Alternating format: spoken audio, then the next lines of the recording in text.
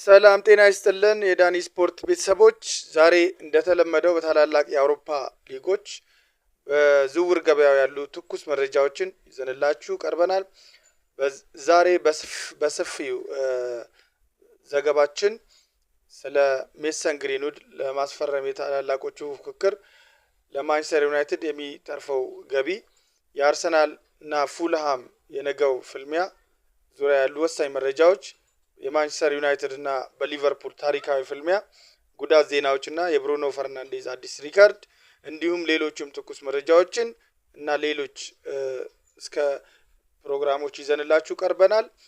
ከዛ በፊት ግን ፔጃችንን ላይክ፣ ሼር፣ ሰብስክራይብ ማድረጋችሁን አትርሱ። እስከ ፕሮግራማችን ፍጻሜ አብራችሁን ቆዩ። ወደ ዝውውር ዜናዎች ስናልፍ የቀድሞ የማንቸስተር ዩናይትድ ኮከብ ሜሰን ግሪንውድ በአሁኑ ሰዓት በአውሮፓ ትኩረት መሳቡን ቀጥሏል። በፈረንሳይ ኦሎምፒክ ማርሴይ አስደናቂ ጊዜን እያሳለፈ የሚገኘው ግሪንውድ አሁን ላይ ዋጋው እጅጉን ንሯል። የተለጠፈበት ዋጋ ማርሴይ ለተጫዋቹ ከ82 እስከ 99 ሚሊዮን ዶላር እንደሚፈልግ ይፋ አድርጓል። ፈላጊ ክለቦች እንደዚሁ ፒኤስጂ፣ የጁቬንቱስ እና አትሌቲኮ ማድሪድ ተጫዋቹን ለማስፈረም ተፋጠው ይገኛሉ ማለት ነው።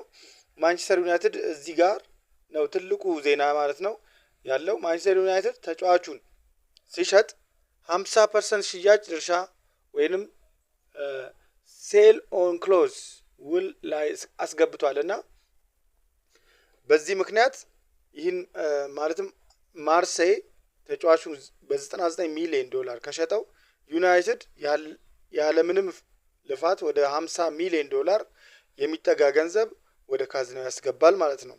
ይህ ደግሞ ለዩናይትድ በቀጣይ ዝውውር መስኮት ትልቅ አቅም ይፈጥርለታል ተብሎ ይጠበቃል ማለት ነው። ምክንያቱ ደግሞ ምንድነው?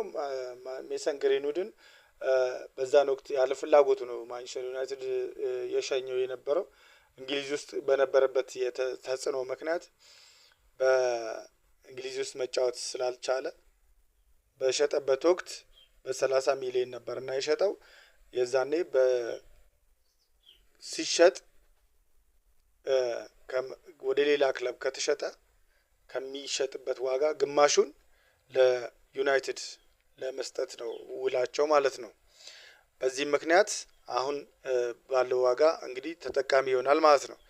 ወደ ሌላው የቅዳሜና እሁድ ጨዋታ ዝርዝር ስንገባ ነገ ቅዳሜ ግንቦት ሚያዝያ 24 ላይ ኤሚሬትስ ስታዲየም የሚካሄደው ጨዋታ ለአርሰናል የህልውና ጨዋታ ያህል ነው ማለት ነው። መድፈኞቹ ይህን ጨዋታ ካሸነፉ ማንቸስተር ሲቲን በ6 ነጥብ በመብለጥ የሊጉን መሪነት ያጠናክራሉ። በስነ ልቦናም ጫና መፍጠር ይችላሉ ማለት ነው። ሚካኤል አርቴታ ትልቅ አጣብቂኝ ውስጥ ነው ማለት ይቻላል። በሳምንቱ መሃል ከአትሌቲኮ ማድሪድ ጋር ለሚያደርገው የቻምፒየንስ ሊግ የመልስ ጨዋታ ተጫዋቾችን ማሳረፍ አለበት ወይስ ለሊጉ ዋንጫ በዋነኛዎቹ መሰለፍ አለበት የሚለው ነገር በጣም አጣብቂኝ ሆኖበታል ማለት ነው። ምክንያቱም ሁለቱም ወሳኝ ነገሮች ማረፍ አለባቸው። ለአትሌቲኮ ጨዋታ ደግሞ እዚህ ጋር ነጥብ መጣል የለበትምና እጅግ አጣብቂኝ ውስጥ ነው የሚገኘው ማለት ነው።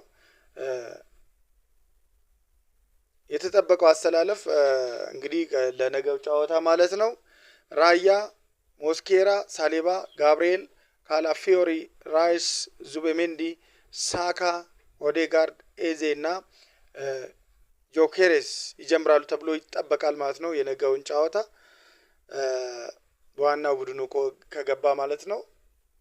እናም በዚህ ጨዋታ ላይ ያላቸውን ከሰጡ ለማክሰኞ ጨዋታ ስጋት ውስጥ ቢጎዱበት ስጋት ሊሆንበት ይችላል ማለት ነው። ወደ እሁድ ጨዋታ ስናልፍ የሳምንቱ ታላቅ ጨዋታ እሁድ ሚያዝያ 24 25 የሚደረገው በኦልድ ትራፎርድ ይደረጋል።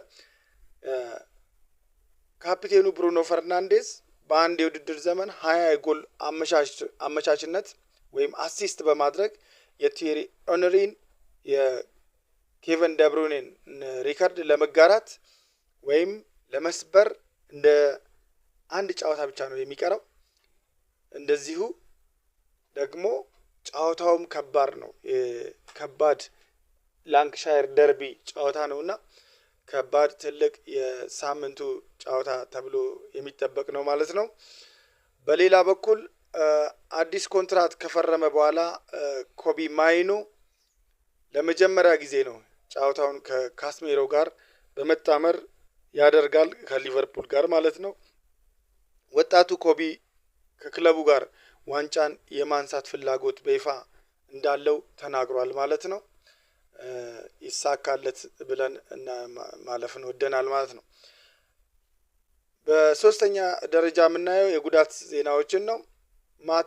በማንቸስተር ዩናይትድ በኩል ማቲያስ ዴሊት በጀርባ ጉዳት ምክንያት አሁንም ከሜዳ እንደራቀ ነው።